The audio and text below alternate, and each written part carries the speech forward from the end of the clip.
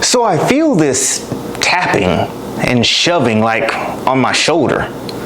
Like, what the hell is that? So I slowly start to open up my eyes. And when I open up my eyes, there's this guy standing there, Caucasian dude. It looks like he has on like a life jacket or something. And I see his lips moving, but I can't hear what he's saying. So I focus in a little bit more, and my hearing slowly comes back. And he says, "Are you all right, man?" I'm like, "Yeah, I'm good." "Are you okay?" And he said, "Sure, yeah, I'm doing just fine." So he said, "Do you want me to help you up?" And I'm thinking, okay. So I look around and say, I guess I am sitting down. So I extend my hand and he helps me up. And he said, "Are you sure you're okay?" I said, "Yes, sir, I'm doing just fine. I appreciate it. Why do you ask?" And he said, "Because you're sleeping on a dumpster." And I turn around, and there's this big green dumpster sitting there. Huh. Maybe I should rewind this. Catch you guys all up. Welcome to Handles. Everyone has a grip on life. Everybody feels like they have a handle.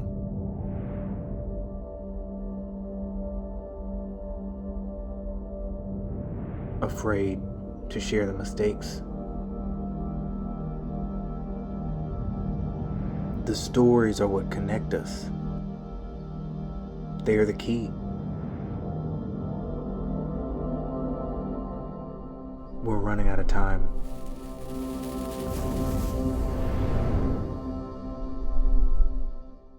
So one year, me and the fellas decide that we are going to go enjoy spring break. Yep, we're gonna go do the usual, which is going somewhere with no money. So we're gonna go and choose South Padre this time. We're gonna live it up. So when we get there, find a nice little spot that we're all able to stay in. And mind you, it's about 7 of us, but we're all in one room. You know how that goes. And we're thinking about taking on the town. It's about the 2nd night that we've been there, but we're enjoying ourselves.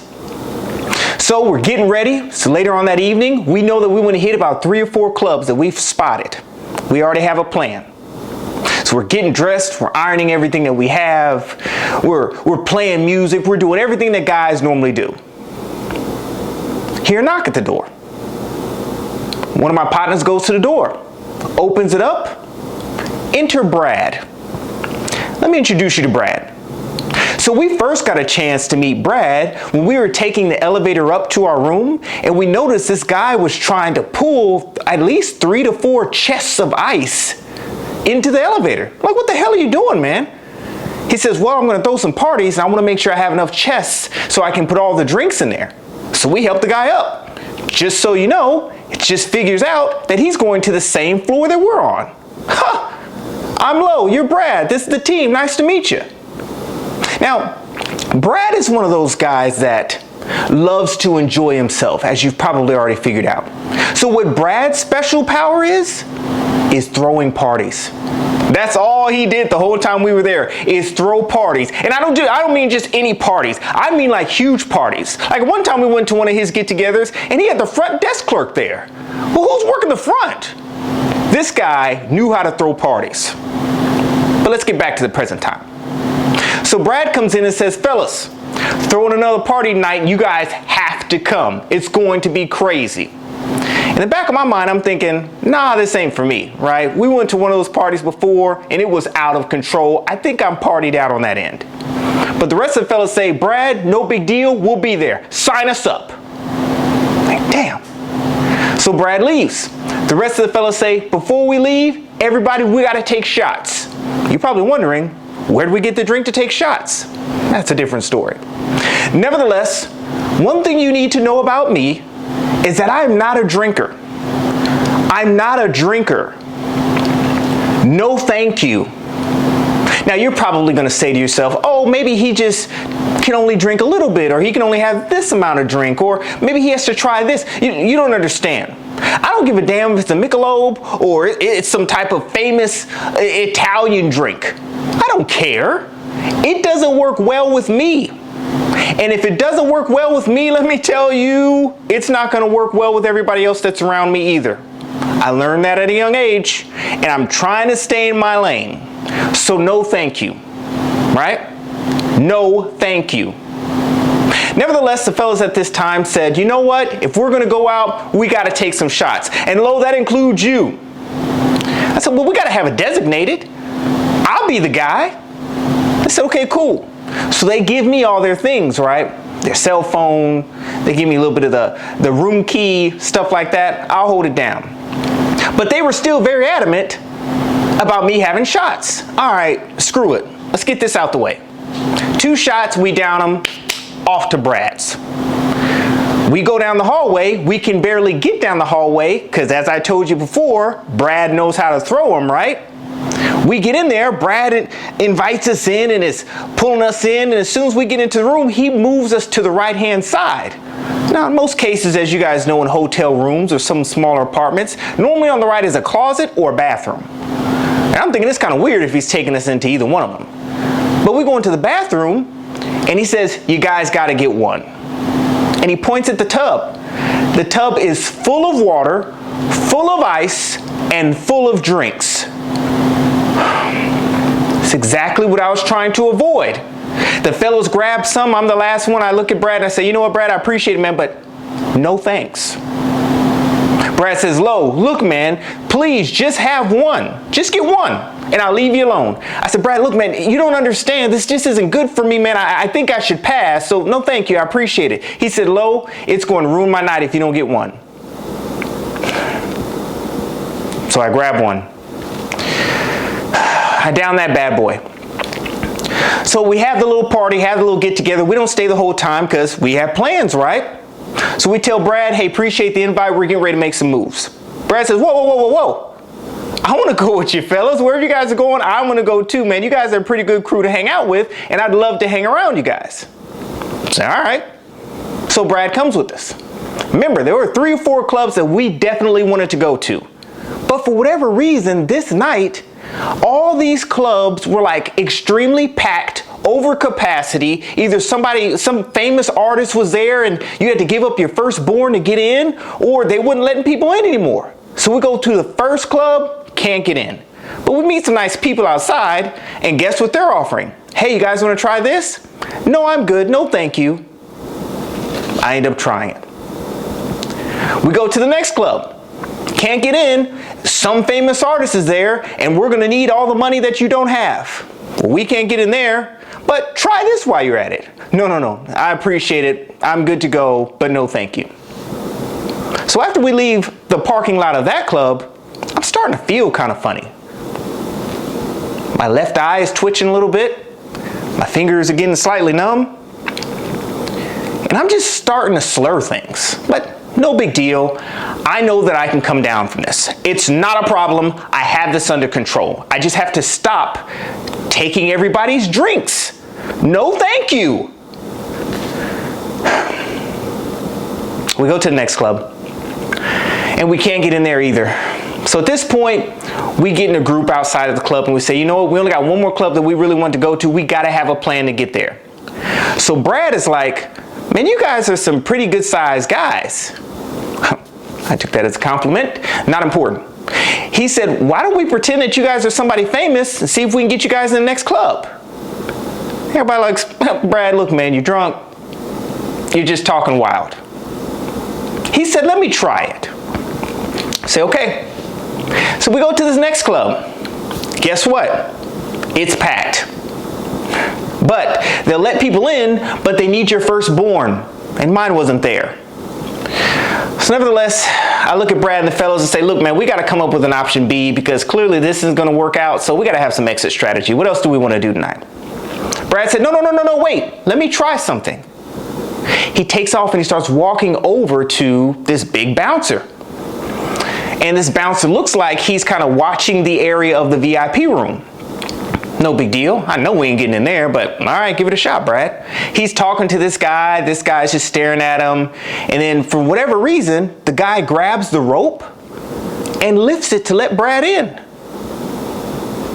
What the hell? Brad turns around and says, come on, guys, come on in. Like, oh my gosh, if we got to show our IDs, we have no idea what Brad told this guy. Hopefully we don't have to show our IDs. We walk right past the guy. He says, hey, on you guys' way up, you want to take a right because that's the VIP room. And that's where you guys need to be at. This is awesome, Brad. What did you say? He said, man, I said you guys are all famous football players. He was David Boston. You were Barry Sanders. That person over there was some famous wide receiver. I kind of figured he wouldn't know what the hell they were, so he let you guys in. Man, I'm glad we bought Brad, right? So we go up the steps and we go to the right. Beautiful room, right? It even has nice little windows on it to where you can see down and see the artists perform, and you see everybody's down there sweating and hot and packed. Not us, right? We're in the VIP room. Most importantly, guess what else they had up there? They had the Budweiser girls. How the hell they get in here? So the Budweiser girls, before we sit down, they bring us all over these drinks. What do I say? I appreciate it, but no thank you. I'm good for the night. They come to me and they say, Lo, just try one. You pick whichever one, just try one, and we'll leave you alone. I said, I appreciate it, but I'm already starting to feel some symptoms, and I'm feeling outside of myself right now. I don't think this is a good idea for me. Thus, it's not a good idea for you. They give it to me anyways. I hold it as long as I possibly can. I mean, I babysit the shit out of this drink. Trust me. But then they come back around with another round. They say, whoa, whoa, whoa, we can't give you this round until you finish that. And in my mind, I'm like, well, that's cool because I didn't ask for the first one. So they stand there and wait for me to drink it. And I can feel that it's not going to be any good. So I drink that down and I take the next drink that they bring. And I look these Budweiser chicks in the eye and say, absolutely no more for me. Just take care of the rest of my fellas. And I remember them looking at me saying something like, okay, we just need to figure out who's going to take the tab. Well, we didn't think that part through. Brad, who's taking the tab? Brad's like, I'll figure it out. I'll take care of it. I tell the Budweiser girls, thanks for everything. No thanks for me. I'm good for the rest of the night. So we chill. We have a good time, a fantastic time. Probably a time that we shouldn't be having, but it was a great time. We closed the damn place down. And that's when things kind of get away from me. So let's fast forward back to the present moment with the lifeguard. I turn around and I look at this big green dumpster. And it's one of those dumpsters, you know, like the trash trucks come and pick up, flip upside down and empty and put back down. Yeah, it's one of those big green monsters. How the hell did I get here? So the lifeguard's like, if you're good, man, no big deal. I'll let you be. I just want to make sure you're okay. So, all right, cool. So he starts to walk off. As he walks off, I'm trying to walk around the trash can because I'm actually sitting, or I was laying behind the trash can. So the traffic of people were going in front of the trash can. I was behind it. So nobody could see me back there. I guess that's a good thing. But as I start to walk, I notice my right foot is bothering me. I look down. I don't have no damn shoe on my foot. And these are my favorite shoes. These are my Stacy Adam pointers. These are my favorite shoes. And I'm missing one of them. So I'm thinking, okay, look around the dumpster, look inside the trash can. It's got to be here somewhere. I look everywhere, it's nothing. This isn't good. So I start reaching in my pocket to get my cell phone. It's not there. I think about, well, let me see if I have my ID, maybe a key to the room. Anything at this point. Wallet, nothing. I've got zero on me. I've got these jeans on that smell like trash, clearly because I've been sitting in it. My shirt is like missing 2 buttons, but I got my wife beater all still in one tack, so that's good. And I have no idea how I got here. That's the worst part. Okay, let's figure this out. So I think to myself, let's go back to the room, reconvene with the fellas. But there's a problem. I don't remember where the hell we stayed. I think I'm having some form of amnesia.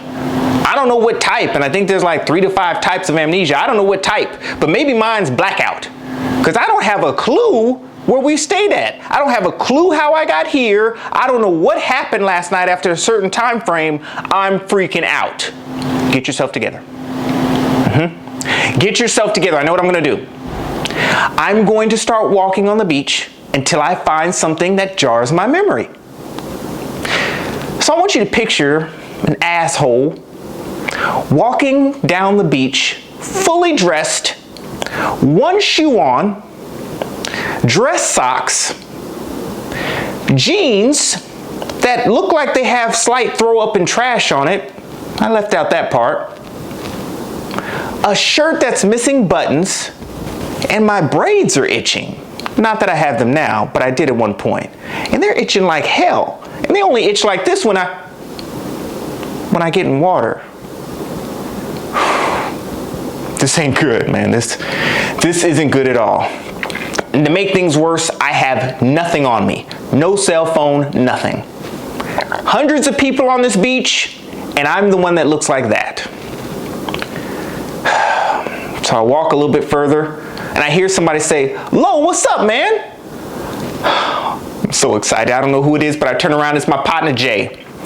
I said, "Bro, what's up?" He said, "Man, where have you been at? We couldn't get back in the room last night because your ass didn't come back." I said, "Man, I know, I apologize. I don't know what happened last night." He said, "Well, I know we couldn't find a place to stay until we went down to the damn front desk and got another key. You got a lot of explaining to do." I'm like, "Well, look, man, I would love to explain what the hell happened, but you don't understand. I don't have a clue what happened after a certain time frame last night." So I asked him, I said, "Jay, what time is it?" He says about 2:30 in the afternoon. 2:30? Man, I was just sleeping at that dumpster over there in the corner. I was sleeping behind the dumpster. I'm assuming I've been there since whenever we exited the club. He said, "Man, ain't no way. Because we exited the club together and you decided that you were going to go get some fast food because you were hungry. That was the last time we saw you." Now, just want to throw this in here. I knew at that point he had to be telling the truth.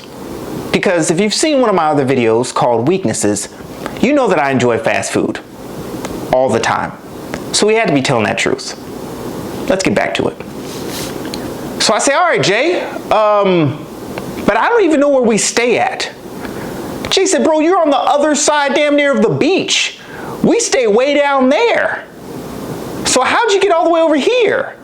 I said, "Jay, for the last time, I have no clue how I got all the way over here. None. Zero. I don't remember what happened after a certain time frame last night." He said, "All right."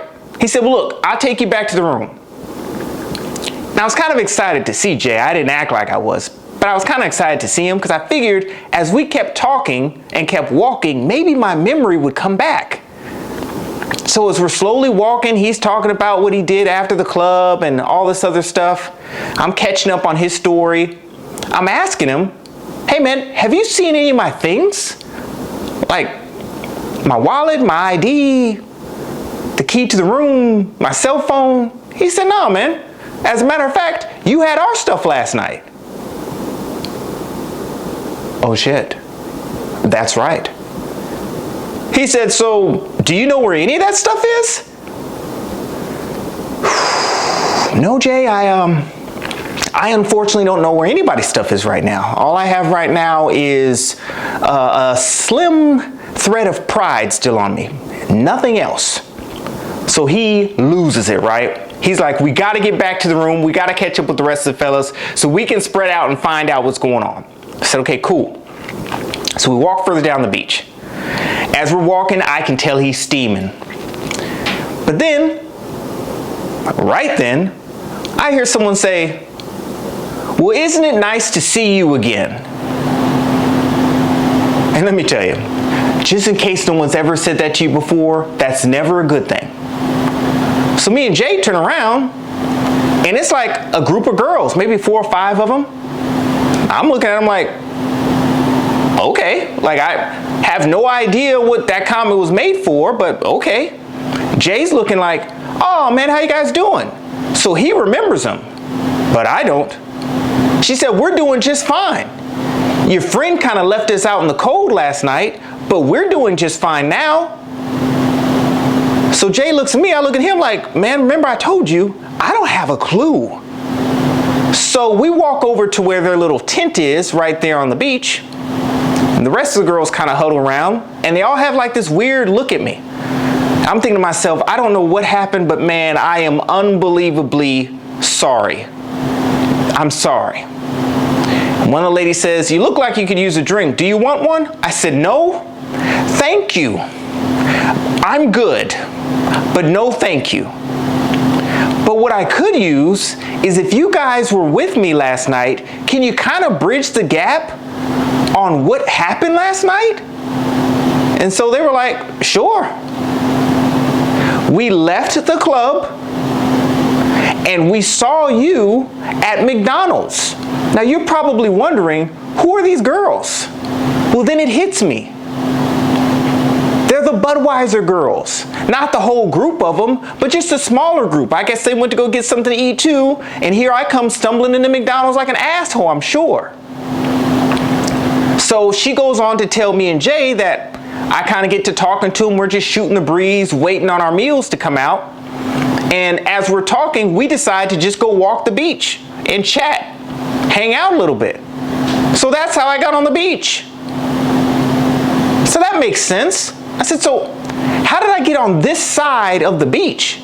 She said, because you agreed to walk us back to our hotel. And our hotel is right there. So, that makes sense. I said, well, what happened after that? She said, well, we were walking up into the hotel and we realized that you were stumbling and stuff. And that's when we huddled together and realized that we should have walked you home. You shouldn't have walked us to the house. We should have walked you home. I said, I could see that happening. She said, so right then and there, we agreed to just let you sleep on the couch and we were just gonna meet you right there in the lobby of the hotel. I said, why would you meet me in the lobby of the hotel? She said, because you ducked behind you ducked next to some dumpster and said you had to piss.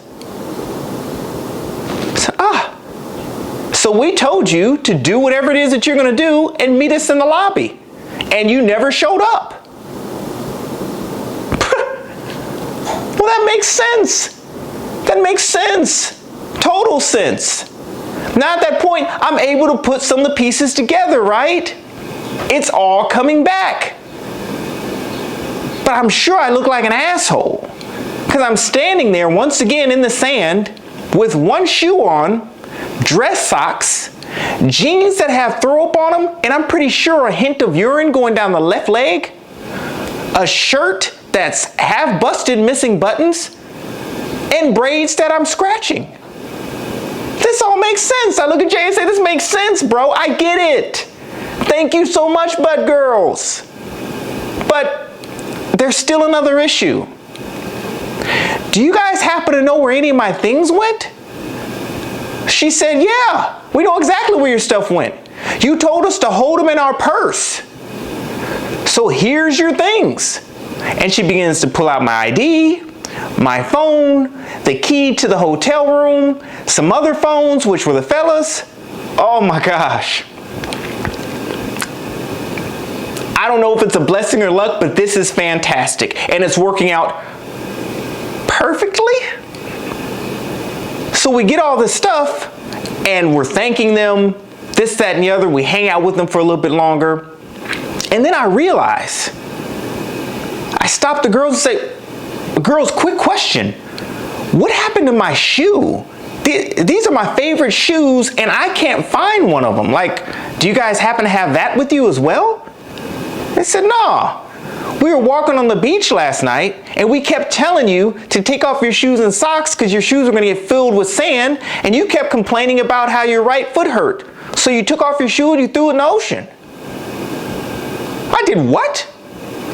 You took off your shoe and you threw it in the Gulf of Mexico. Damn it. Well, won't be getting that shoe back. So at this point, me and Jay are feeling a lot better. We walk away from the ladies, we thank them for everything. I apologize as many times as I possibly can. I turn down some more drinks. No thank you. I'm good for the rest of my life. I appreciate the offer, but no thank you. We start walking back to the hotel.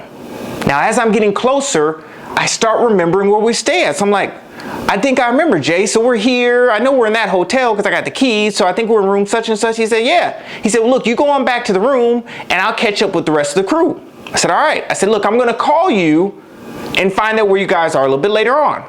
No problem. So I get up to the room, dive right into a shower. I get out, put on some fresh clothes, sit on the bed, think to myself, I got to get me something to eat. I'm thinking to myself how grateful I should be for everything working out the way it did, but I kept telling people that alcohol isn't the best for me. And most importantly, I didn't stick to it. I let people talk me into it.